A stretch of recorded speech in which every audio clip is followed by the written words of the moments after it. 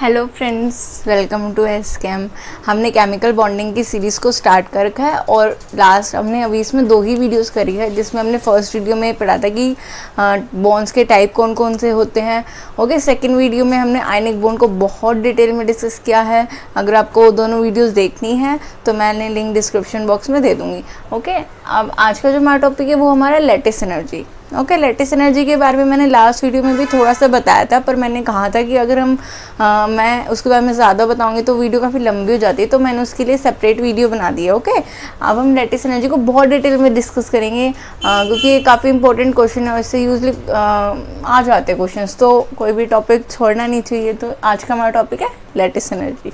Okay, तो lattice energy क्या होता है? Energy required to break 1 mole of compound into its gases, cations and anions, या फिर energy release when 1 mole of compound is formed from gases, cations and anions. For example, जब हमने ionic bond पढ़ा था तो आयनिक बॉन्ड में हमने देखा था कि जो हमारा मेटल है वो क्या करता है, हमारा इलेक्ट्रॉन दे के इलेक्ट्रॉन देता है और पॉजिटिव कैटायन फॉर्म करता है। सिमिलरली जो हमारा नॉन मेटल है, अगर हम इसमें NaCl की बात लें, नॉन मेटल क्या करता है, इस इलेक्ट्रॉन को लेता है और एनायन फॉर्म करता है, और फिर क्या होगा, ये दोनों क्या होने चाहिए, गैसेस स्टेट में।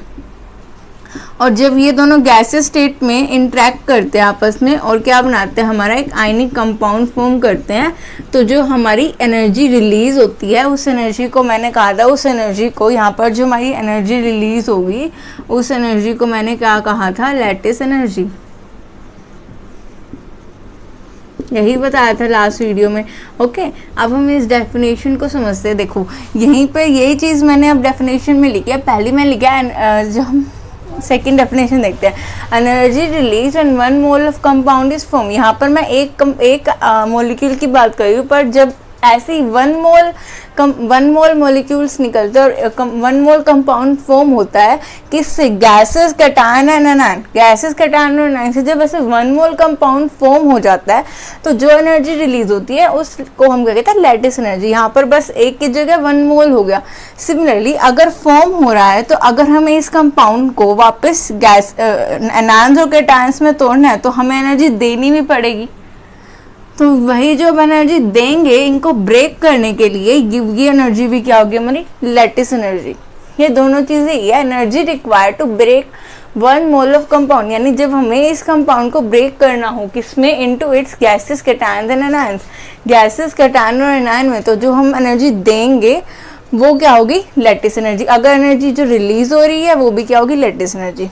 ओके, अब कंपाउंड कितना स्टेबल होगा, जितनी एनर्जी उसकी कम होगी, तो यानी जितनी एनर्जी रिलीज हो रही है उतना ही हमारा कंपाउंड स्टेबल होगा, हमने पढ़ा था।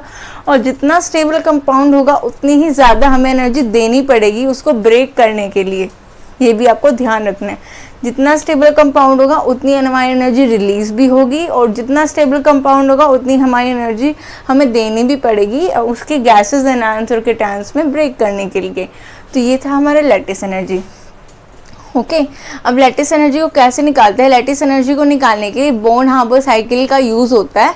ओके, अब हम पढ़ते हैं बोन-हार्बर साइकिल। इतने अगर आपको इसका स्क्रीनशॉट लेना है तो आप ले सकते हो।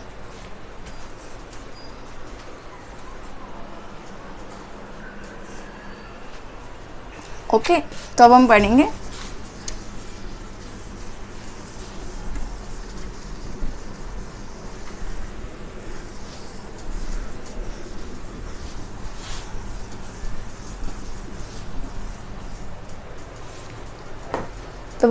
Bone-harbour cycle.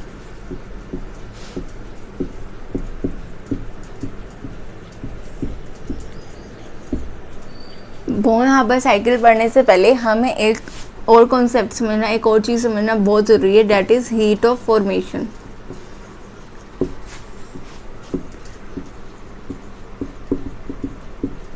इसको हम किससे डिनोट करते हैं, डेल्टा HF से। Heat of formation usually lattice energy जैसी ही है, बस लैटिस एनर्जी और हीट ऑफ फॉर्मेशन में क्या फ़र्क होता है। लैटिस एनर्जी में हमने गैसियस, एनायन और कैटायन की बात करी है, पर हीट ऑफ फॉर्मेशन कब रिलीज होगी, जब कोई भी कंपाउंड फॉर्म होगा अपने stable compound, stable gases, anion, stable anion और कैटायन। फॉर एग्जांपल, अगर मैं सोडियम की बात करूँ, सोडियम हमारा स्टेबल किस फॉर्म में होता है, सॉलिड फॉर्म में होता है, और जब ये क्लोरीन हमारा किस फॉर्म में स्टेबल होता है, गैसियस फॉर्म में। तो जब इन दोनों से मिलकर NaCl बना, तो जो एनर्जी यहाँ पर रिलीज होगी वो क्या होगी, हीट ऑफ फॉर्मेशन। जब हमने लैटिस एनर्जी की बात करी थी तो हमने किस में देखा था, दोनों गैसेस में देखा था, गैसेस में होनी चाहिए स्टेट में। पर हीट ऑफ फॉर्मेशन कब होगी, जब दोनों के दोनों किस में होंगे, हमारे मोस्ट स्टेबल फॉर्म में प्रेजेंट होने चाहिए। किस में, मोस्ट स्टेबल फॉर्म में। मोस्ट स्टेबल हमारा सोडियम किस में है, हमारा सॉलिड में, और क्लोरीन किस में, हमारा गैसेस में। यहाँ पर आप एक चीज़ और देखो, जो क्लोरीन है ये हमारा किस में है, Cl2 की फॉर्म में प्रेजेंट होता है। एक चीज़ आपको यहाँ पे ध्यान रखनी है, मोस्ट स्टेबल फॉर्म में होनी चाहिए दोनों, तब जो एनर्जी रिलीज होगी वो क्या होगी, हमारी हीट ऑफ फॉर्मेशन। और यहीं से हमें क्या देखना है, बॉन्ड हार्बर साइकिल। ओके, यहाँ से हमें सबसे पहले हमें इससे लैटिस एनर्जी निकालनी है। तो सबसे पहले हमें लैटिस एनर्जी निकालने के लिए सोडियम से एक इलेक्ट्रॉन को निकालना पड़ेगा। ओके, और इलेक्ट्रॉन किससे निकलता है, इलेक्ट्रॉन हमने बात करी थी, जो हमने आयनाइजेशन पढ़ी थी, तो इलेक्ट्रॉन भी हमारा किससे निकलता है, गैसेस स्टेट से निकलता है। गैसेस होना चाहिए हमारा एटम। सबसे पहले हम इसको किस में कन्वर्ट करेंगे, सॉलिड को गैसेस फॉर्म में कन्वर्ट करेंगे। तो गैसेस फॉर्म में कन्वर्ट करने के लिए हमें क्या देना पड़ेगा, इसको सब्लिमेशन एनर्जी।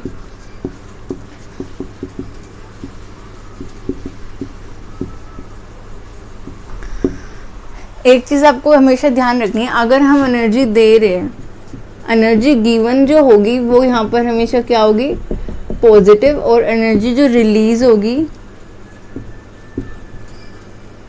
वो क्या होगी, नेगेटिव।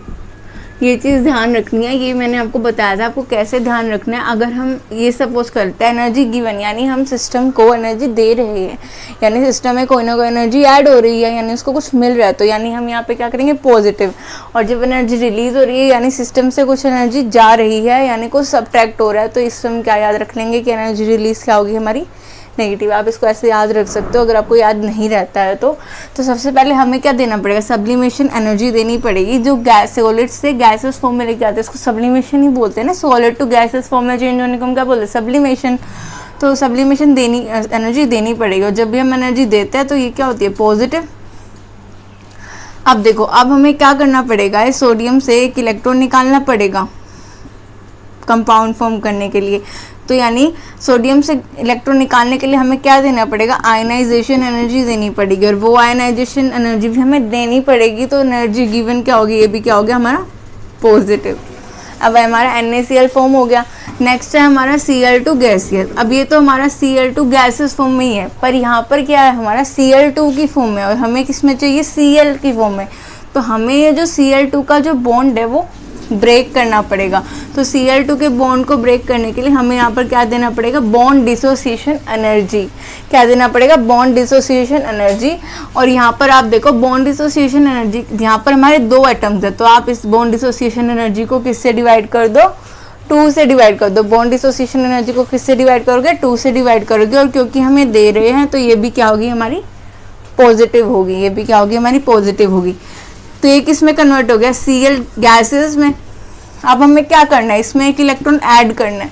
इलेक्ट्रॉन ऐड करने पे क्या होता है, हमारी जो एनर्जी है वो हमारी रिलीज होती है। इलेक्ट्रॉन एफिनिटी या इलेक्ट्रॉन एफिनिटी की बात करें, इलेक्ट्रॉन गेन एंथैल्पी की हम बात करते हैं, तो ये क्या होगी, हमारी नेगेटिव। क्योंकि जब हमारी इलेक्ट्रॉन देते हैं तो एनर्जी क्या होती है, हमारी रिलीज होती है। तो ये क्या हो गया, हमारा Cl नेगेटिव इन गैसेस फॉर्म। अब ये दोनों मिलके क्या बनाएंगे, NaCl। तो यहाँ पर जो हमारी एनर्जी रिलीज है वो क्या होगी, हमारी लैटिस एनर्जी। ओके, ये क्या होगी, हमारी लैटिस एनर्जी। और क्योंकि ये भी हमारी क्या हो रही है, रिलीज हो रही है, तो रिलीज हो रही है तो ये क्या होगा, हमें नेगेटिव होगी।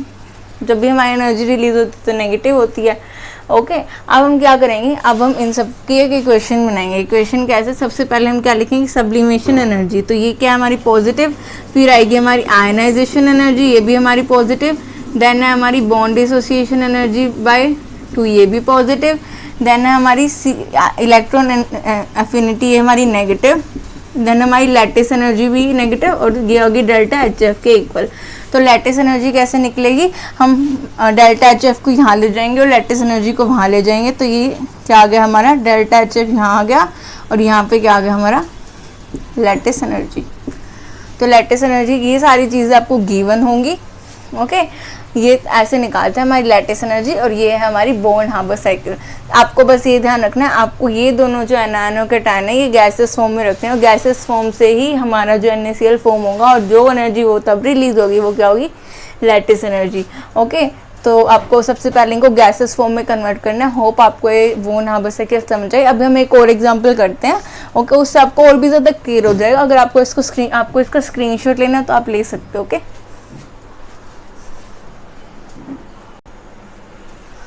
ओके, सो नेक्स्ट जो हमारा एग्जांपल है वो है हमारा MgO का, मैग्नीशियम ऑक्साइड का हम एग्जांपल लेते हैं MgO का। MgO कैसे फॉर्म होता है, MgO फॉर्म होगा हमारा Mg। ओके, ये भी क्या होगा, हमारा सॉलिड में होगा, और फिर हमारा O2 ये हमारे गैसेस में होगा, और ये क्या फॉर्म करेगा, हमारा MgO, यही होगा। ओके, तो सबसे पहले हमें यही बॉर्न हार्बर साइकिल को हमें रिपीट करना है। सबसे पहले हमें इसको किस में चेंज करना पड़ेगा, गैसेस में चेंज करना पड़ेगा। क्या देखिए, सब्लिमेशन एनर्जी जो क्या होगी, पॉजिटिव। मैं यहाँ पर पॉजिटिव और नेगेटिव यहीं पे इंडिकेट कर रही हूँ। पॉजिटिव सब्लिमेशन एनर्जी से क्या होगा, हमारा सॉलिड से गैसेस फॉर्म है। अब हमें इससे क्या निकालना पड़ेगा, एक इलेक्ट्रॉन, और एक इलेक्ट्रॉन निकालने के लिए हमें क्या देना पड़ेगा, आयनाइजेशन एनर्जी 1 से दिखा रही हूँ मैं, और क्योंकि एनर्जी भी हमें देनी पड़ती है तो ये भी क्या होगी, हमारी पॉजिटिव होगी। ओके, तो ये क्या फॉर्म होगा, हमारा Mg पॉजिटिव। पर Mg ओके इस तरह से फॉर्म होता है, MgO फॉर्म होता है Mg2 पॉजिटिव से प्लस O2 नेगेटिव से MgO फॉर्म होगा। तो यानी हमें अभी एक और इलेक्ट्रॉन निकालना है, तो एक इलेक्ट्रॉन और निकालने के लिए हमें सेकेंड आयनाइजेशन एनर्जी देनी पड़ेगी, और ये भी क्या होगी, हमारी पॉजिटिव। तो ये क्या फॉर्म होगा, हमारा Mg2 positive gaseous and gaseous. आपको या तो ये दोनों आयनाइजेशन एनर्जी 1 और 2 अलग अलग दे रखी होगी। अगर आपको अलग अलग नहीं दे रखी, आपको सिर्फ ऐसे दे रखा है आयनाइजेशन एनर्जी, तो इसका मतलब है कि ये किस दोनों का सम ऑलरेडी हमें गिवन है, हमें निकालने की ज़रूरत नहीं है अलग से। ऑलरेडी हमें अगर सिर्फ आयनाइजेशन एनर्जी दे रखी हो तो यानी दोनों का सम गिवन है। अगर नहीं दे रखी तो आपको इन दोनों को सेपरेट दे रखी है, तो आपको इनको ऐड करना पड़ेगा जैसे हमने किया था। नेक्स्ट है हमारा O2। ओके, तो O2 जब को हम इसको भी क्या करेंगे, ब्रेक करेंगे। तो ब्रेक करने के लिए हमने क्या दिया, बॉन्ड डिसोसिएशन एनर्जी, और क्योंकि यहाँ पर 2 है तो हम क्या करेंगे, 2 से डिवाइड कर देंगे। ये क्या हो गया, O गैसेस की फॉर्म में हो गया कन्वर्ट। नेक्स्ट है हम इसमें क्या करेंगे, एक इलेक्ट्रॉन देंगे, और फर्स्ट इलेक्ट्रॉन एफिनिटी क्या होती है, इलेक्ट्रॉन एफिनिटी जो फर्स्ट होती है वो हमारी जब हम फर्स्ट इलेक्ट्रॉन देते हैं तो हमारी एनर्जी जो है वो रिलीज होती है। तो ये क्या हो गया, हमारा नेगेटिव। यहाँ बॉन्ड डिसोसिएशन एनर्जी हम देते हैं तो ये क्या हो गया, पॉजिटिव। पर नेक्स्ट जो इलेक्ट्रॉन एंथैल्पी है वो रिलीज होती है, तो ये क्या हो गया, हमारा नेगेटिव। ये क्या फॉर्म करेगा, O नेगेटिव। अब एक जब हम फर्स्ट इलेक्ट्रॉन ऐड करते हैं किसी भी एटम में तो वो हमेशा क्या होगा, एनर्जी रिलीज करेगा। पर जब हम सेकेंड इलेक्ट्रॉन एंटर करेंगे तो हमें उस इलेक्ट्रॉन को एंटर करने के लिए एनर्जी देनी पड़ेगी। ये चीज़ मैंने आपको electron affinity, electron gain enthalpy जब ये लेक्चर करवाया था तो मैंने बहुत अच्छे से एक्सप्लेन किया था कि ये जो सेकेंड है वो हमें देनी पड़ती है। क्यों, क्योंकि ऑलरेडी वो एक नेगेटिव चार्ज एक्वायर कर लेता है, और इस नेगेटिव चार्ज के कारण जब हम इसमें एक और इलेक्ट्रॉन एंटर करते हैं तो वो इलेक्ट्रॉन नहीं लेना चाहता, और इलेक्ट्रॉन को ऐड करने के लिए हम एनर्जी देनी पड़ती है। तो हम क्या करेंगे, एनर्जी देंगे। तो ये सेकंड क्या आएगी, पॉजिटिव आएगी। आपको ये चीज़ ध्यान रखनी है, सेकंड क्या आएगी, पॉजिटिव। और ये क्या फॉर्म होगा फिर हमारा, गैसेस में तो ऑलरेडी था, ये क्या हो गया, हमारा O2 नेगेटिव की फॉर्म में फॉर्म हो गया। अब ये दोनों मिलके आपस में मिलके क्या बनाएंगे, MgO। यहाँ जो एनर्जी होगी वो होगी डेल्टा HF, और यहाँ पे जो फॉर्म करने के बाद दोनों गैसेस में हैं तो ये क्या फॉर्म करेंगे, लैटिस एनर्जी। ओके, तो यहाँ पर अगर हम लैटिस एनर्जी की इक्वेशन लिखे तो ये क्या हो जाएगा, sublimation energy plus first ionisation energy plus second ionisation energy plus में bond dissociation energy by 2 minus electron affinity 1, इसको मैं 2 से डिनोट करूँ, प्लस इलेक्ट्रॉन एफिनिटी 2। ये चीज़ आपको ध्यान रखनी है। ये दोनों जो है ये आपको अलग अलग ही मिलेगी, बस आपको ये ध्यान रखना है एक का साइन नेगेटिव आएगा और एक का पॉजिटिव आएगा। यूजली यही गलती होती है। माइनस लैटिस एनर्जी, क्योंकि लैटिस एनर्जी में रिलीज होती है तो ये भी minus is equal to delta HF, और यहीं से फिर डेल्टा HF यहाँ आ जाएगा, लैटिस एनर्जी वहाँ चली जाएगी। तो ये क्या हो जाएगा, माइनस डेल्टा HF, और यहाँ से क्या निकलेगी, हमारी लैटिस एनर्जी। होप आपको समझ आए कि बॉर्न हार्बर साइकिल से हम लैटिस एनर्जी कैसे निकालते हैं, ये ही चीज़ आपको ध्यान रखनी है। मैंने आपको इसलिए MgO का एग्जांपल करवाया ताकि आपको यहाँ पर आयनाइजेशन एनर्जी और स्पेशली इलेक्ट्रॉन एफिनिटी का पता चले कि इलेक्ट्रॉन एफिनिटी में यहाँ पर गलतियाँ होने के चांसेस रहते हैं और आप वो गलती ना करें, इसलिए ये बहुत ज़्यादा इंपॉर्टेंट था एग्जाम्पल। ओके, सो अगर आपको इसका स्क्रीनशॉट लेना है आप ले लो। उसके बाद हम देखते हैं कि कौन कौन से फैक्टर्स पे जो है हमारी आयनाइजेशन लैटिस एनर्जी जो है वो डिपेंड करती है। ओके, और हम इसका ऑर्डर कैसे निकालते हैं। Okay, so you can take the screenshot.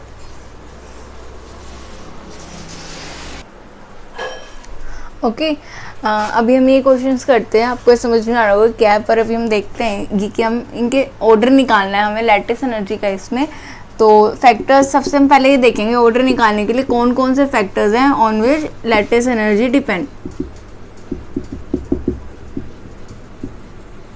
Okay, सबसे पहला फैक्टर है हमारा साइज़ का। चलो साइज से पहले हम देखते हैं चार्ज का। ओके, चार्ज देखते हैं, जितना ज़्यादा हमारा चार्ज होगा उतनी हमारी लैटिस एनर्जी होगी। क्या जितना ज़्यादा चार्ज होगा उतनी हमारी लैटिस एनर्जी होगी? क्यों?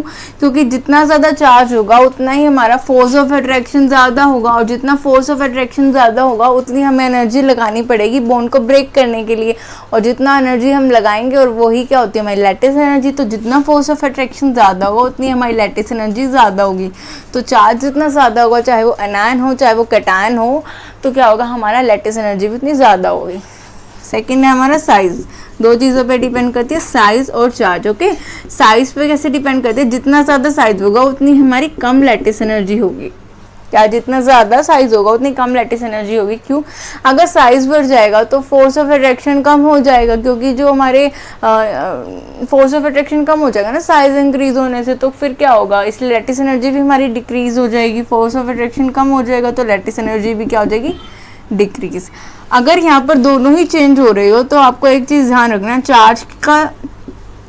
चार्ज डोमिनेट करेगा हमारे साइज के ऊपर।